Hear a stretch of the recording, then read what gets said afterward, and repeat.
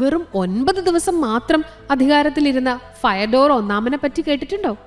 1584 മുതൽ 1598 വരെ റഷ്യ ഭരിച്ചിരുന്ന ആളാണ് അദ്ദേഹം. അദ്ദേഹത്തിന്റെ പത്നിയായിരുന്നു ഐറീന ഗോഡുനോവ. ഫയഡോറിന്റെ മരണശേഷം ഐറീന രാജ്ഞിയായി. ഇതിനെതിരെ മുറുമുറുപ്പുകളൊക്കെ ഉണ്ടായിരുന്നു തോന്നുന്നു. 9 ദിവസത്തെ ഭരണം കഴിഞ്ഞപ്പോൾ ഐറീന ഗോഡുനോവ അധികാരം സഹോദരൻ ബോറിസ് ഗോഡുനോവിന് കൈമാറി.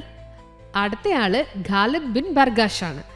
ആഫ്രിക്കയുടെ കിഴക്ക് ഭാഗത്തുള്ള സാൻസിബാർ ദ്വീപിൽ സുൽത്താനായിരുന്ന ഹമാദ് ബിൻ തുവൈനി 1896 ഓഗസ്റ്റ് 25 മരണമടഞ്ഞു.